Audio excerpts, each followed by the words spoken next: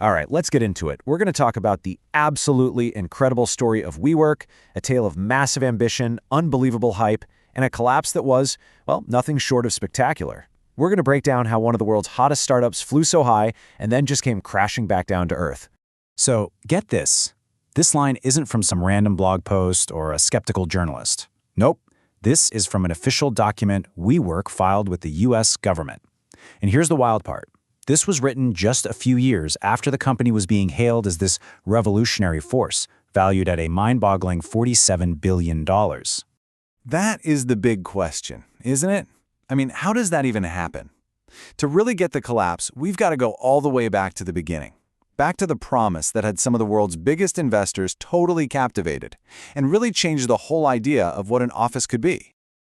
Okay, so back in 2010, you have founders Adam Neumann and Miguel McKelvey. And when they started WeWork, they were not just thinking about renting out some desks. Oh no. Their vision was way, way bigger. They were selling a community, a vibe, a whole lifestyle. And this kind of language, it was everything.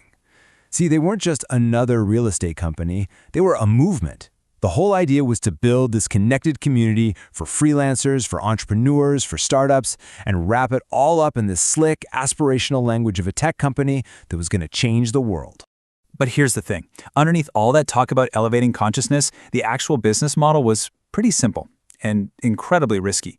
WeWork would lock itself into these massive, like 15-year leases for huge buildings, but then they'd rent that same space out to members on contracts as short as a single month. That's a huge gamble, right? It creates this massive financial mismatch if demand ever, dries up. And this wasn't just a place to get work done. It was basically a members-only club for the new economy. I'm talking gorgeous design, kombucha on tap, weekly parties. It was cool, it was aspirational. And you know what? Investors could not get enough of it. They absolutely loved it.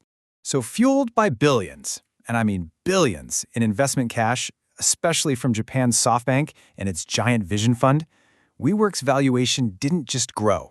It exploded. It just shot into the stratosphere. And look at this timeline. It just captures the sheer insane speed of it all. In just 5 years, the company's supposed value multiplies by nearly 30 times. This wasn't just growth. It felt like a phenomenon, and it was all driven by this belief that WeWork had figured out the future of work.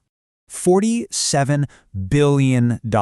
Just let that sink in for a second. At its absolute peak, WeWork was one of the most valuable startups in the entire world. It was worth more on paper than giants like Ford or Delta Airlines. It was the poster child for the whole unicorn era. Then came August 2019.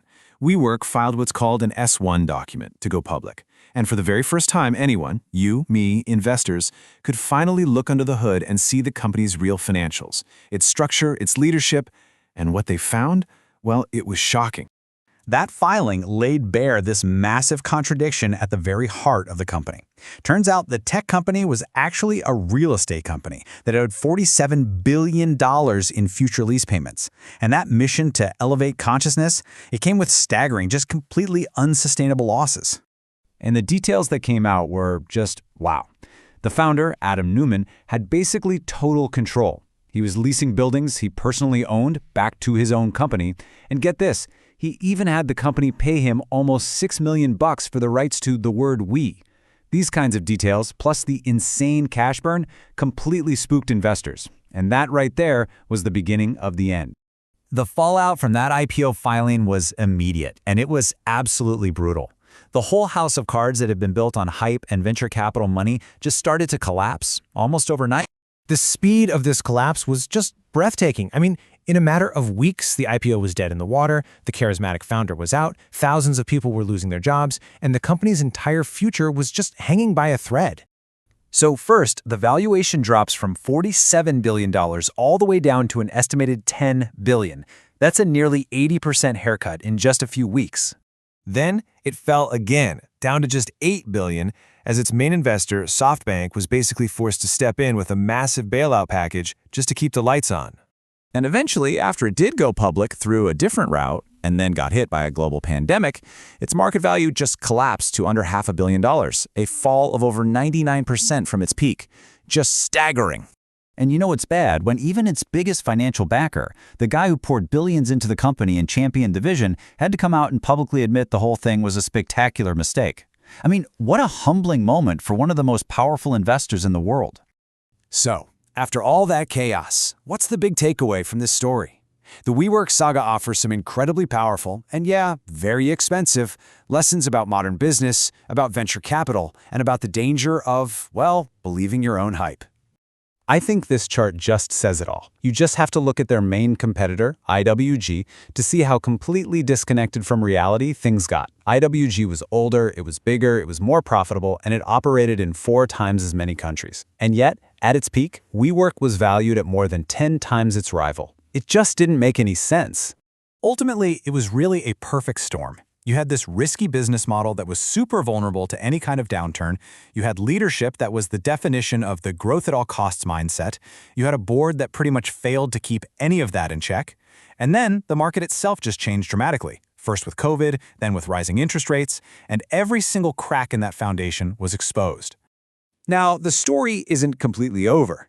The company did file for bankruptcy, but it's since emerged from it, a lot leaner and with new owners. It's still around today, but it's mostly a cautionary tale about what happens when you fly way, way too close to the sun. And that, I think, is the question the WeWork story forces all of us to ask. In a time when a great story can sometimes feel more important than actual profits, it leaves a really lasting and critical lesson for founders, for investors, and really for anyone interested in the future of business.